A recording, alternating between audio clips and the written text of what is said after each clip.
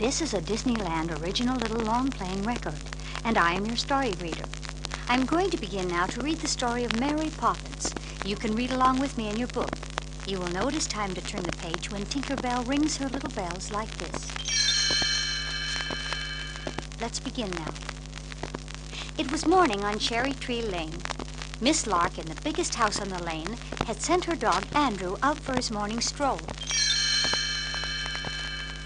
But in the nursery at number 17 Cherry Tree Lane, Jane and Michael Banks were still in bed. "Up, up," said Mary Poppins. "We'll have no lounging about on a supercalifragilistic day." "Supercal what, Mary Poppins?" asked Michael. "Close your mouth, Michael. We are not codfish. If you can't think of a word that says just what you want to say, try supercalifragilistic, and it just describes today." That got Jane and Michael up and dressed in record time. "Out to the park we go," said Mary Poppins. "Spit spot this way." Miss Lark's little dog. "Yip, yip, yip," said Andrew. "Again," said Mary Poppins. "Yip, yip," said Andrew.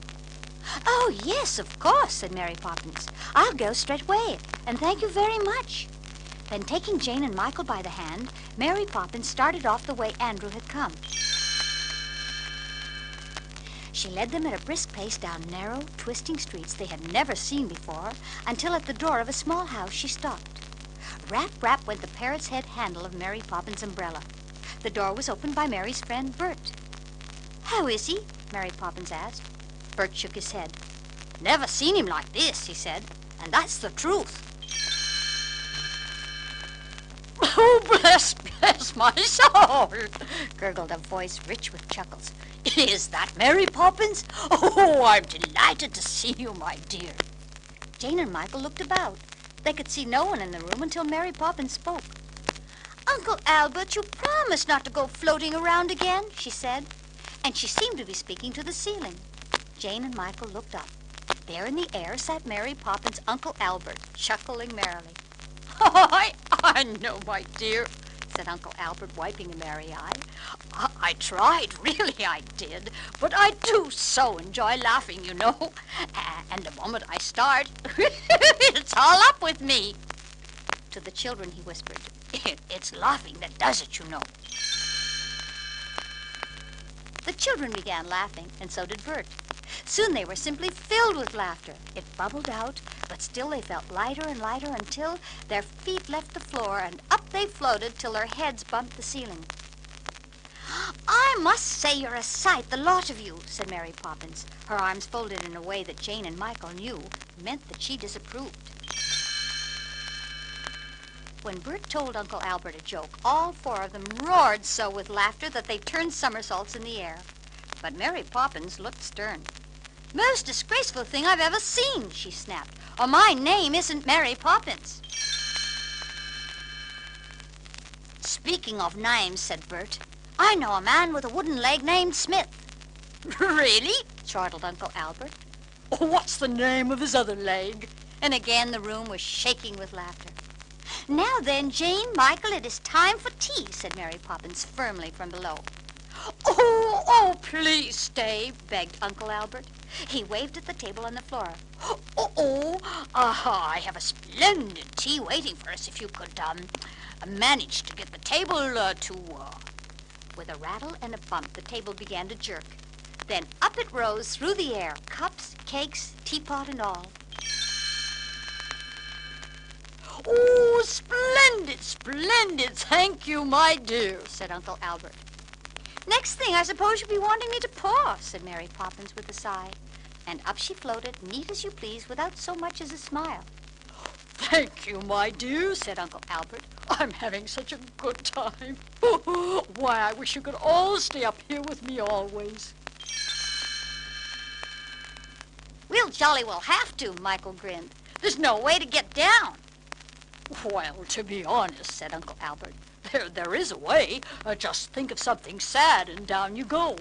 "Time to go home," Mary Poppins' voice, crisp and firm, cut sharply through the laughter. And suddenly, at that sad thought, down came Jane and Michael, Uncle Albert and Bert, bump, bump, bump, bump on the floor. "Goodbye," said Michael. "We'll be back soon." "And thank you," said Jane soberly. "We've had a lovely time." Back home, Jane and Michael tried to tell their father about their adventure.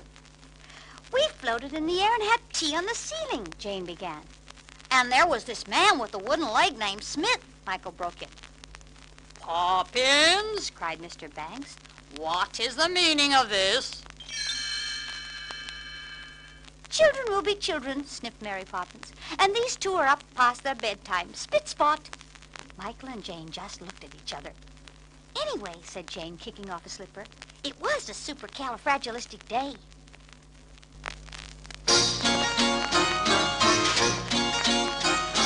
Chim chimney, chim chimney, chim chim cheree. A sweep is as lucky can be. Chim chimney, chim chimney, chim chim cheroo. Good luck will rub off when I shake hands with you. Or blow me a kiss, and that's lucky too.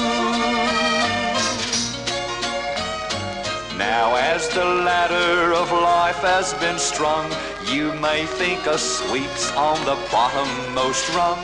Though I spends me time in the ashes and smoke, in this old world there's no happier bloke. Chim chimney, chim chimney, chim chim cheree. A sweep is as lucky can be. Chim chimney, chim chimney, chim chim cheroo. Good luck will rub off when I shake hands with you. I choose me bristles with pride, yes I do. A broom for the shaft and a brush for the flue. Though I'm covered with soot from me head to me toes, a sweep knows he's welcome wherever he goes. Chim chimney, chim chimney, chim chim cheree. When you're with a sweep, you're in glad company. Nowhere is there a more happier crew than them what sings chim chim cheree, chim cheroo. Chim chimney, chim chim, cheree, chim cheroo.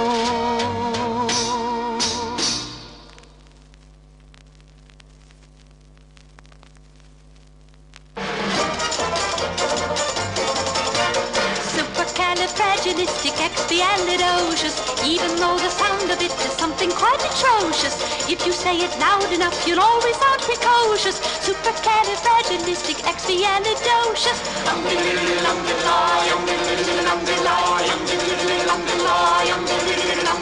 Because I was afraid to speak when I was just a lad. Me father gave me nose a tweak and told me I was bad. But then one day I learned a word that saved me aching nose. The biggest word you ever heard, and this is how it goes. Oh, supercalifragilisticexpialidocious. Even though the sound of it is something quite atrocious, if you say it loud enough, you'll always sound precocious. Supercalifragilisticexpialidocious.